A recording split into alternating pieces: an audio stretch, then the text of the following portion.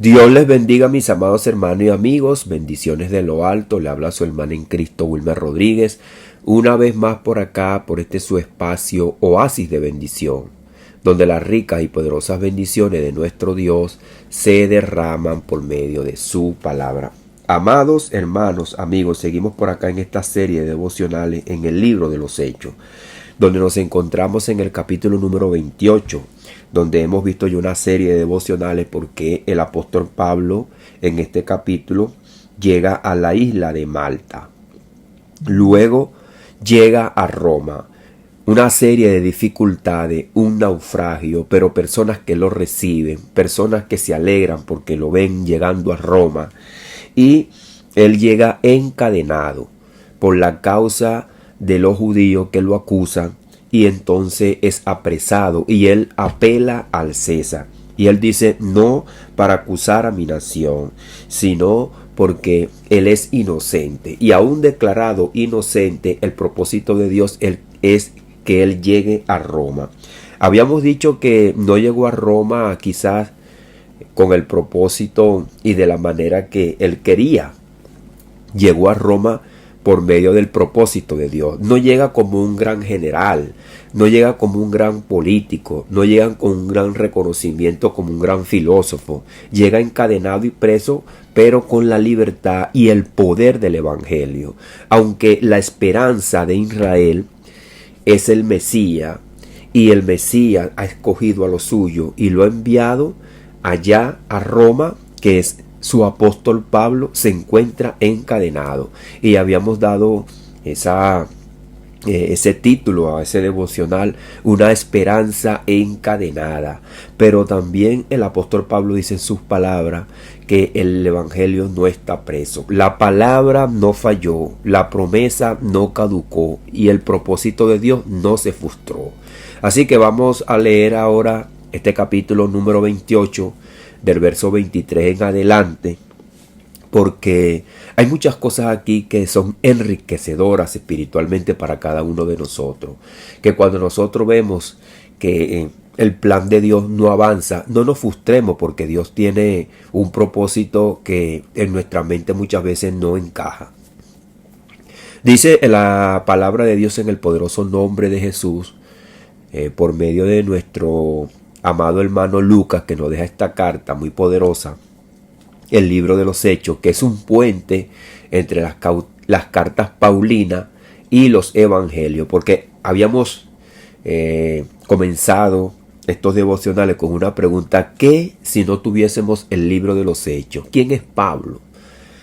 Habíamos visto quién es Timoteo. Hay una serie de personajes que fueron los que ayudaron a nuestro amado apóstol Pablo, quienes él termina llamándolos sus colaboradores. Dice así la escritura en el poderoso nombre de Jesús: y habiéndole señalado un día, vinieron a él muchos a la posada, a los cuales les declaraba y les testificaba el reino de Dios desde la mañana hasta la tarde, persuadiéndoles acerca de Jesús, tanto por la ley de Moisés como por los profetas. Esto es algo importante. El apóstol Pablo no está tratando de darle argumentos religiosos, sino que por la misma ley del pueblo de Israel, él le trata de testificar que Jesús es el Mesías, tanto por la ley como también por los profetas. Es importante esto porque no se trata de un artilugio o una visión, una revelación que el apóstol Pablo diga que él tuvo. Es que la fe viene por el oír, y el oír la palabra del Señor. En el libro de Romanos él se lo va a decir también a los romanos, que así es que viene la fe. Es por testificar la palabra de Dios y no la del hombre. Y dice la escritura: y algunos asentían a lo que se decía, pero otros no creían.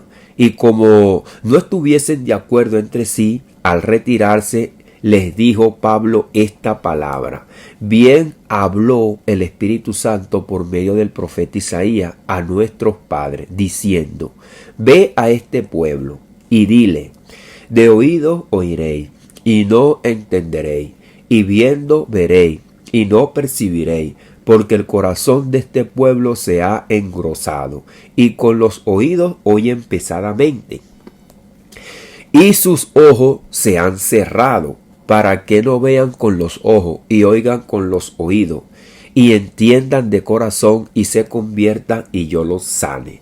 Y dice la Escritura: sabed pues que a los gentiles es enviada esta salvación de Dios, y ellos oirán. Así que ellos oirán.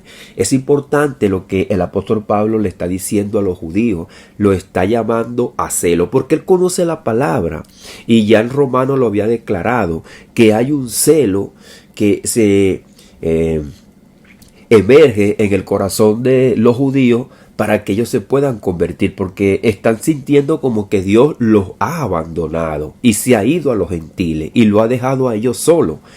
Y eso es lo que el apóstol Pablo le dice: y ellos oirán. Así que le damos las gracias al Señor por esta palabra, en el poderoso nombre de Jesús. Señor, te damos las gracias por esta palabra, Señor.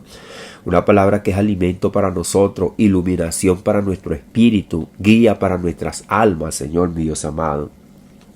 Gracias, Señor, porque un plan de salvación que jamás y nunca ningún ser humano se lo había imaginado o lo había propuesto de esta manera, para tú salvar tanto a los judíos, pero también a los gentiles, Señor mío amado. Por eso te damos las gracias, así como nuestro amado apóstol Pablo en el capítulo número 11 de Romanos nos deja ver este mecanismo de salvación, que a través del celo por ti y tratar de entender todas estas cosas para que nosotros podamos entender tu propósito, Padre, en el poderoso nombre de Jesús. Amén y amén. Entonces, el libro de los Hechos, en este capítulo número 28, que es su último capítulo, llega al clima teológico. El apóstol Pablo ya está en Roma, ha convocado a los principales judíos, ha explicado su causa, ahora abre la Escritura. Desde la mañana hasta la tarde expone el reino de Dios. No improvisa, no predica emociones, argumenta desde la ley y los profetas. Cabe destacar un detalle importantísimo, y es que la exposición de la palabra de Dios no se hace en un mero tiempo cronológico señalado por nosotros hoy día, cuando nosotros hoy, tenemos ya un sistema ya más organizado, tenemos horas de culto, salimos a las calles, sabemos que el mundo hoy día se mueve de otra manera. El trabajo, las horas de trabajo, las empresas, ya no era como antes, que las personas tenían la mayoría su propio negocio, se movía con la agricultura, había más tiempo, las personas negociaban más, estaban más en la calle, era el comercio informal de una manera prolongada, y las personas pues tenían su tiempo para dedicarle más a lo que ellos le convenía. Hoy día, nosotros tenemos hasta las redes sociales, hay personas que cogen sus mensajes, cogen el tiempo de los mensajes, pero la palabra dice que nosotros tenemos que llenar nuestra mente y nuestro corazón de la palabra. Ahora, el apóstol Pablo le deja ver a estos judíos que Cristo no es una novedad, es el cumplimiento de la ley y los profetas, pero el resultado es el mismo. Jerusalén, Antioquía, en Corintio, algunos endurecen su corazón, no creen, porque tienen un corazón duro. El libro termina como comenzó. El ministerio de Jesús trae división. Él mismo lo dijo, que iba a traer división, iba a traer también conflicto, la reacción ante el evangelio. Entonces, esto revela el estado del corazón del ser humano. Jesús dijo: no he venido a traer paz, sino espada, a poner el hijo contra el padre contra el hijo, la nuera contra su suegra, y así muchas cosas que nosotros vemos hoy en día. Cuando nosotros nos convertimos, ya en nuestros hogares empieza a haber la discusión, porque nosotros empezamos a predicar y hay personas que no le cuadra el evangelio. Así que el rechazo no es accidental, está profetizado. No es algo que sorprendió a Dios ni al apóstol Pablo. Cuando el apóstol Pablo va a las escrituras, ve que él mismo es un vivo ejemplo de lo que él estaba viviendo ahora. Mas sin embargo el propósito de Dios no fracasa, se ensancha. ¿Por qué? Porque ahora va a ir hacia los gentiles. Un llamado claro desde la Escritura. Pablo declara el reino de Dios, persuadiendo acerca de Jesús, tanto por la ley como por los profetas. Fíjense que él está hablando acerca del reino. Un reino espiritual, un reino que se cumple es en el corazón, no material, ni político, ni físico, ni de guerra. Es un reino del amor, no es el reino de los hombres, como muchas personas pretenden hoy día y siguen proclamando esa idea que Jesús va a venir a reinar como está este mundo. El reino de Dios no es ni la mera idea de lo que el hombre trata aquí de poner el reino. El reino de Dios es un reino de amor, de convivencia, de misericordia, de compartir. No es un reino de gobernar ni de imponer la fuerza hacia otro. Eso no es existente en el gobierno de Dios. El reino de Dios es amor, donde todos somos uno. El reino de Dios es la oración de Juan capítulo número 17, donde Jesús dice: Padre, que sean uno como tú y yo somos uno. El reino de Dios no es colocar una supremacía de una nación hacia otra y que esa nación gobierne a otra y que ponga gobernante. Eso está en la mente de los seres humanos que están infectados por el poder satánico. El reino de Dios es amor, y como dice el apóstol Pablo en Romanos capítulo número 12, que nadie tenga más alto concepto de sí que él ya debe tener. Somos consiervos, como le dijo el ángel a Juan: no te pongas de rodillas, porque yo soy consiervo tuyo y de tus hermanos y de mis hermanos los profetas. El ángel declara que los profetas también son hermanos. Todos somos hermanos. Así que no es como nosotros pensamos, no es como nosotros decimos. El reino de Dios no es como el reino de los hombres. Yo soy consiervo tuyo y de tus hermanos los profetas. Así declaró el ángel en el Apocalipsis. Es una palabra muy importante, amados hermanos. Apocalipsis 22:6, vamos a leerlo, porque hay personas que tienen una mala enseñanza acerca del reino de Dios, porque le han enseñado un reino político, un reino militar. Dice: he aquí yo vengo pronto, bienaventurado el que guarda las palabras de la profecía de este libro. Es el verso 7. Pero fíjense lo que dice aquí: y me dijo, estas palabras son fieles y verdaderas. El Señor, el Dios de los espíritus de los profetas, ha enviado su ángel para mostrar a su siervo las cosas que deben de suceder pronto.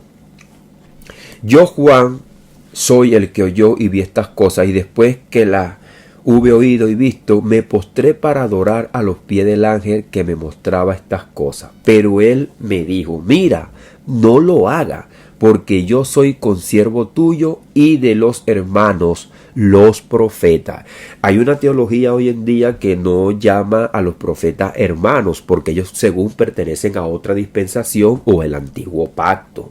Pero fíjese que en el cielo no hay ese tipo de teología. Ese es aquí en la mente de algunos que tergiversan hasta la palabra del Señor. Y esto lo dice la Escritura: pero él me dijo: mira, no lo hagas. ¿Por qué? Porque en el reino de Dios no hay esa cultura satánica, diabólica, de imponerse por encima de los demás, de buscar la supremacía y la cúspide. Es por eso que nosotros estamos invadidos por las grandes tecnológicas, por las grandes corporaciones, en nosotros alcanzar el nivel, el éxito, y está por encima del otro. Siempre buscamos nosotros aquí los seres humanos obtener el premio Nobel de la Paz, obtener el premio Nobel del mejor jugador, obtener el premio Nobel de todas las cosas. ¿Por qué? Porque fuimos infectados por Satanás. Y a causa del pecado, el hombre está todos los días emergido en una carrera de buscar el éxito y la supremacía. Ahora, el éxito en cuanto a lo normal y común y corriente no es malo, porque hasta nos está sirviendo para que nosotros nos ganemos el pan con el sudor de nuestra frente. Nosotros cuando entramos en una empresa y tenemos pues una profesión y nos dan un cargo, en el trabajo, buscamos escalar, porque esa es la naturaleza ahora en la cual nosotros nos movemos. Una naturaleza de buscar la supremacía. Pero cuando vemos el reino de Dios, todos somos hermanos y siervos los unos de los otros. Estamos para servirnos, para vernos tal cual como Dios nos creó. Y le dice el ángel: de tus hermanos los profetas. Ahora fíjese que los profetas son hermanos de Juan. Y no es porque Juan tenga el Nuevo Testamento y los profetas tengan el Antiguo Testamento, no somos hermanos. Todos somos hermanos. Isaías, Jeremías, todos los que estaban en el Antiguo Pacto vinieron a pertenecer a nuestro Señor Jesucristo. Y dice después también: y de los que guardan las palabras de este libro, adora a Dios. El único que está por encima de todo y tiene la supremacía y es digno de adorar y es digno de gobernar es Dios. Y después le dice el ángel y me dijo: no selles las palabras de esta profecía de este libro, porque el tiempo está cerca. Entonces hay una conexión entre el antiguo pacto y el nuevo pacto. Lo que cambia es la ley que dividía a los dos pueblos, que fue derribada en la cruz del Calvario, para que nosotros nos tratemos como hermanos, no como seres que somos superiores a los demás. Es la palabra del Señor, no es la palabra del hombre. En Isaías, que lo habíamos leído, 59:20, y vendrá a Sión el libertador. Lo habíamos comentado, porque también está esa idea de que Jesucristo va a venir y va a reinar con los judíos con un reino político. Pero aquí se los comentamos. Esa es una idea que ha surgido nueva, pero que no está dentro del tema de los apóstoles. Dentro de la teología apostólica no está esa idea. El apóstol Pablo dice que vendrá a Sión el libertador, el redentor. Y dice: a los que se volvieren de la iniquidad de Jacob. Así que esto lo habíamos comentado también, Jeremías 31, 33, 34. Daré mi ley en sus mentes y las escribiré en su corazón, porque perdonaré la iniquidad, la maldad de ellos. Y otra escritura que el apóstol Pablo también toma es Joel 2:32. Y todo aquel que invocar el nombre del Señor será salvo. El llamado siempre fue a la conversión en el corazón. Y dice la escritura que la fe viene por el oír y el oír la palabra de Dios. Romanos 10:17. Pablo hace exactamente eso. Abre la palabra. La predicación fiel no garantiza una aceptación universal, pero sí cumple el mandato divino. Nosotros somos mandato, el mandato es predica la palabra. Nosotros no vamos a ver si se van a convertir 2,000, 3,000, 4,000. Lo que nosotros tenemos que hacer es predicar la escritura. Dios hará la obra en el corazón. Y Pablo, después que ve la reacción de los judíos, cita la palabra. O sea, lo que se está viendo ya estaba escrito. Y siempre se ha repetido. Cuando Isaías predicaba, el pueblo tampoco accedía al mensaje, pero Dios traía juicio, traía castigo, para que el hombre entendiera pues que Dios es quien está hablando y no el hombre. Dice: el apóstol Pablo no acusa emocionalmente ni presenta un show, sino que abre la palabra. El endurecimiento no es falta de evidencia, la resistencia es del corazón, no es falta de iluminación, de luz, de predicación, es el rechazo a la luz.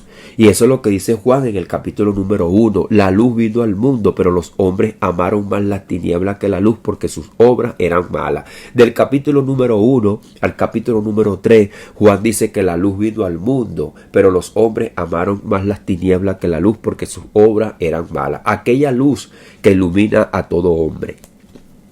En Romanos 11 lo habíamos leído: lo que buscaba Israel no lo ha alcanzado, pero los escogidos sí lo han alcanzado, y los demás fueron endurecidos. Tanto judíos como gentiles que no alcanzaron confesar al Mesías fueron endurecidos, como está escrito: dile a este pueblo, les dio espíritu de estupor, ojos con que no vean. Y añade el salmo de David, que es el salmo 69: sea en convite delante de ellos por lazo, y lo que es para bien por tropezadero. Jesucristo era el que traía la ley de la salvación, la palabra de vida, pero se convirtió en ellos en un tropezadero. Como dice el apóstol Pablo a los Corintios, que Jesús Para los judíos era un tropezadero, pero para los gentiles era locura, porque también los gentiles lo que buscaban eran el éxito, lo que nosotros vemos hoy día, la supremacía, los grandes gladiadores. Pero Jesús, como no venía con esa impresión, así como ellos quedaron pues desilusionados con el mensaje de Pablo, al decirle que Jesús murió en la cruz, su mismo pueblo lo entregó, no dejó nada, no trajo una gran caballería, no mostró ningún poder. Los gentiles decían que ese Jesús era un cuento prácticamente sin sentido. Y los judíos también quedaron de esa manera. No lo aceptaban porque no veían a aquel Jesús con aquella supremacía. Ahora, el endurecimiento, como habíamos dicho, no es la ausencia de luz. Hay bastante luz. La palabra lo declara, todo lo dice, está claro. Ese rechazo a la luz, tanto de judíos como gentiles que no aceptaron a Cristo, rechazaron su mensaje. Pero aún el endurecimiento tiene un propósito redentor. En Romanos 11:11 el apóstol Pablo declara que esa transgresión vino la salvación a los gentiles para provocarlos a hacerlo a ellos. Dios no pierde el control cuando el hombre rechaza. Aún la resistencia entra en el diseño y el patrón divino. Y dice la palabra, ellos oirán. La expansión es irreversible. El reino avanza. Hay corazones que se abren. Hay gozo y alegría cuando los gentiles escuchan el evangelio, porque ellos no eran tomados en cuenta por el Dios vivo y verdadero. Ahora entran a la salvación. En esta fase final es contundente. A los gentiles es enviada la palabra de salvación y ellos oirán. No es arrogancia, es convicción profética, porque él lo ve en las escrituras, donde desde el Génesis dice que la palabra iba a todas las naciones. Y el libro de Isaías, en el capítulo número 13, como lo habíamos dicho, el capítulo número 18, dice que las naciones gentiles glorificarán al Dios vivo. Y eso es lo que dice Isaías 49:6, te di por luz a las naciones. Entonces Jesucristo va como esa luz a las naciones, para que sea salvación hasta los postreros de la tierra. Es por eso que Dios expande a los judíos a todas las naciones, para que los gentiles les sean entonces esa afrenta, ese celo, para que esa luz también llegue hacia los judíos.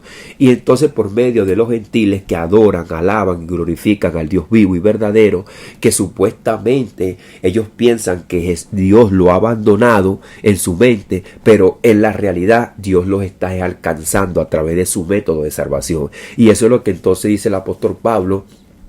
Y así y de esa manera todo Israel será salvo. Es un mecanismo de salvación hasta que se cumpla el tiempo de los gentiles, que es cuando vendrá nuestro Señor Jesucristo. No es como tampoco dicen algunos predicadores, que se va a cumplir el tiempo de los gentiles y entonces todos los judíos van a ser salvos. Cuando se termine el tiempo de los gentiles, lo dice nuestro Señor Jesucristo en Mateo 24, Lucas 21 y Marcos 13, que entonces sería su venida, porque se está esperando que se convierta hasta el último que va a aceptar a Jesús, y luego vendrá el Mesías. La salvación se ha dado en un remanente. Ahora, esto es algo que es un misterio, porque dice la palabra de Dios que son pocos los escogidos, pero son muchos los que son llamados. Ahora, siempre los escogidos son pocos y son muchos a los que se llaman, pero de esos que se le hace el llamado, ¿cuántos son salvos? No lo sabemos. Lo que sí sabemos es que los únicos que no son salvos nada más son los escogidos. No son los únicos que se van a salvar. Los escogidos son escogidos para proclamar el evangelio a aquellas personas que están ciegos, muertos en delitos y pecados. Ahora, una vez que ellos partan de este mundo o estén en esta tierra, Dios le dará la convicción en su mente y en su corazón para salvación. ¿Cuántos se habrán salvado? No lo sabemos, pero la Escritura dice que es como la arena del mar. Así como tú ves las estrellas, cuenta las estrellas, así será tu descendencia. En Romanos capítulo número 11, del verso 25, el apóstol Pablo dice que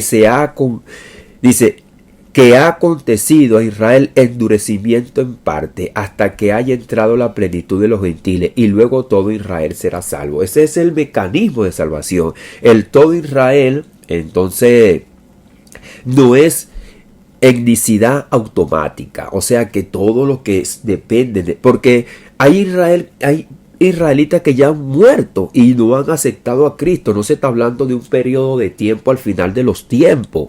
Cuando el apóstol Pablo está hablando esta escritura, dice hasta el día de hoy. Entonces, en todas las generaciones esta palabra se ha cumplido. Siempre se ha salvado un remanente. El todo Israel entonces no significa toda la etnicidad automática. Es el Israel redimido en el nuevo pacto. El misterio culmina con esta exclamación: oh profundidades de la riqueza de la sabiduría y de la ciencia de Dios. Eso es lo que dice el verso 33. ¿Por qué? Porque el apóstol Pablo ve que él también estaba en esa situación, que él estaba muerto en delitos y pecados, y el Señor lo llama directamente y lo convierte, porque él también tenía el corazón engrosado. Y entra ahora a los escogidos y ahora proclama el evangelio y hace el llamado. Entonces, ¿quiénes son los llamados? Los que están alrededor. La salvación no se detiene en Jerusalén, llegó a Roma, y desde Roma se proclama a todo el mundo también. Hoy tenemos una carta a los romanos muy importante: cuando una puerta se cierra por incredulidad, Dios abre otra por misericordia. Así como el reino avanzó en aquellos tiempos, sigue avanzando hoy.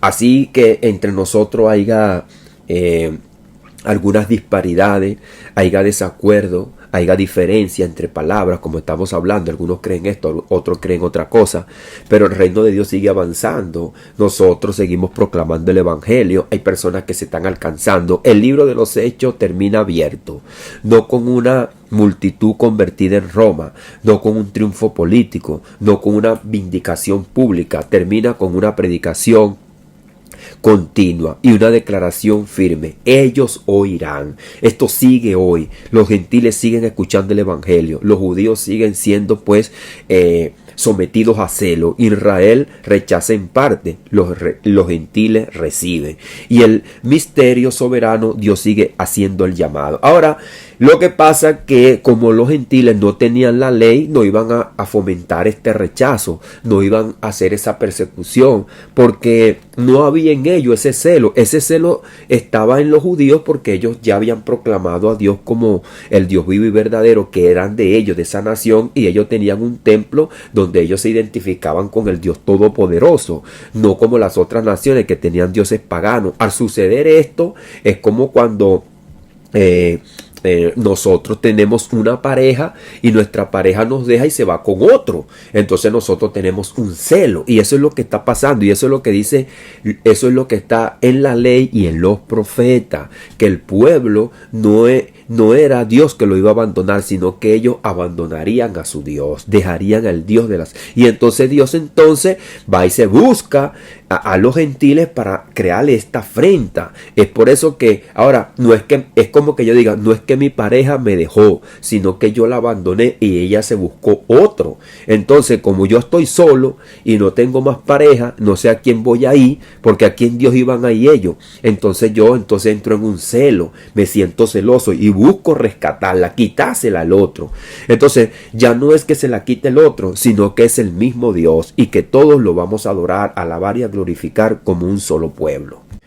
Y tenemos que entender algo: no es adulterio espiritual, como muchas personas han malinterpretado la acción de Dios, porque hay un solo Dios, hay un solo pueblo. No es que Dios esté buscando otro pueblo, porque el mismo pueblo que está aquí en la tierra es un solo pueblo. Y es por eso que en la cruz del Calvario Dios hizo de los dos pueblos uno solo, para que no haya ese mal entendimiento. Hay cristianos que han sacado libros y dicen que Dios fue el que adulteró, porque dejó al pueblo de Israel y se buscó otro pueblo.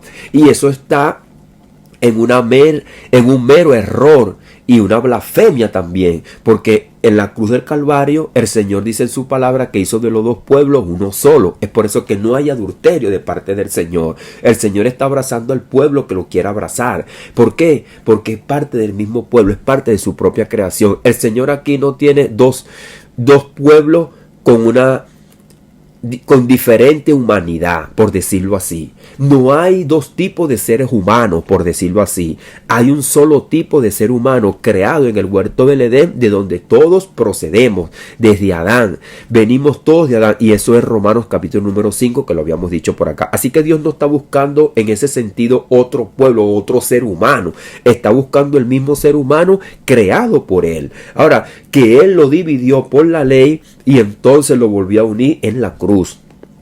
Así que Israel y los gentiles no son dos pueblos diferentes, son el mismo pueblo, ser humano, que habían sido divididos por la ley, que en la cruz del Calvario se hace un solo pueblo, y entonces Dios va y rescata a su pueblo, el pueblo que se perdió en el huerto del Edén. Ahora el Señor lo trae por medio de la palabra de nuestro Señor Jesucristo, y es lo que el apóstol Pablo nos deja ver en Romanos y en cada uno de las explicaciones que nosotros vemos aquí en el libro de los Hechos. El apóstol Pablo va a las ciudades más perversas, a las ciudades más críticas por el pecado. Fíjense que el apóstol Pablo siempre va con esa ilusión, y es porque también lo dice la Biblia, que él va a los judíos y los judíos rechazan.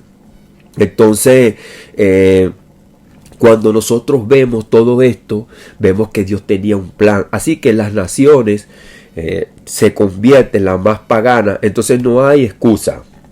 Porque si los más pervertidos, los más pecadores se están convirtiendo, ¿qué quedará para los demás? No hay excusa. Y dice el apóstol Pablo en cuanto a los dos Adanes, Adán y Cristo: por tanto, como el pecado entró en el mundo por un hombre, y por el pecado la muerte, así la muerte pasó a todos los hombres por cuanto todos pecaron. Cuando eso sucedió en el huerto del Edén, nosotros conocemos toda la historia hasta llegar a Abraham. Y después que Dios llama a Abraham y le da la promesa del Mesías, entonces dice: pues antes de la ley había pecado en el mundo, pero donde no hay ley no se inculpa de pecado. Dice: no obstante reinó la muerte desde Adán hasta Moisés, y pone un hasta Moisés. ¿Por qué? Porque en Moisés llegó la ley y ahí vino la división histórica. Dios aparta un pueblo por medio de la ley y lo hace una nación. Dice: aún en los que no pecaron a la manera de la transgresión de Adán, la cual es figura del que había de venir. Pero igualmente el hombre seguía pecador. La ley no lo hacía justo ni lo justificaba. Lo que lo hacía era con unas leyes diferentes y con un mandato diferente, pero era el mismo hombre. Dice: pero el don no fue como la transgresión, porque si por la transgresión de aquel unos murieron los muchos, abundaron muchos para con los muchos la gracia del don de Dios por la gracia de un hombre, Jesucristo. ¿Qué quiere decir esto? Así como la ley hizo abundar el pecado, y entonces el hombre se vio más pecador porque transgredía más la ley de Dios, y hubo más ley, y sobreabundó el pecado. Jesucristo entonces sobreabunda en la gracia. ¿Por qué? Porque esta gracia cubre todos esos pecados. No hay ninguno que no sea libre de pecado, ni no hay ningún pecado que no sea perdonado. Y dice: y con el don no sucede como en el caso de aquel uno que pecó, porque ciertamente el juicio vino a causa de un solo pecado para condenación, pero el don vino a causa de muchas transgresiones para justificación. Pero claro, mientras más ley haya, más transgresión hay. Pues si por la transgresión de uno solo reinó la muerte, mucho más reinarán en vida por uno, Jesucristo, los que reciben la abundancia de la gracia y del don de la justicia. ¿Por qué? Porque Cristo es más poderoso que Adán. Cristo es Dios. Es el Señor, y es el que sometió todas las cosas bajo sus pies, y todas las cosas están sujetas a su nombre, y un día toda la lengua confesará su nombre y toda rodilla se doblará ante el Cristo glorificado. Padre, en el poderoso nombre de Jesús te damos las gracias por tu amor, por tu misericordia y por esta palabra. Señor, danos sabiduría, danos entendimiento, danos fuerza, danos fortaleza, Señor, para que nosotros sigamos adelante y verdaderamente, Señor, nosotros podamos entender y comprender tu palabra. Señor, te pedimos que seas tú que ilumine nuestras vidas. Ayuda a aquellos corazones, Padre amado, que muchas veces, Señor, quieren hacer el evangelio conforme a su propia vida, conforme a su propio estilo, conforme a su propia naturaleza humana. Señor, dale sabiduría, dale entendimiento. Hazlo entender y comprender que esto es guiado por ti y por tu Santo Espíritu, que no viene de nosotros, que viene de un poder más poderoso, Señor, que está sobre nosotros. Señor, ayúdanos a entender tu palabra cada día y a cumplir esa oración que Jesucristo nos muestra en Juan capítulo número 17, que seamos uno, como tú y el Padre son uno, Padre. Que no nos veamos los unos por encima de los demás, sino que nos veamos con humildad y con sencillez de corazón, Padre. En el poderoso nombre de Jesús te damos las gracias. Amén y amén. Dios les bendiga, Dios les guarde, mis amados hermanos y amigos. Le habló su hermano en Cristo, Wilmer Rodríguez, una vez más por acá, por este su espacio Oasis de Bendición, donde las ricas y poderosas bendiciones de nuestro Dios se derraman por medio de su palabra. También estamos, amados hermanos y amigos, como le hemos dicho en unas oportunidades, en el canal de YouTube Oasis de Bendición, en el canal de TikTok Oasis de Bendición y en nuestro canal de Facebook también como Wilmer Rodríguez. Dios les bendiga, Dios les guarde.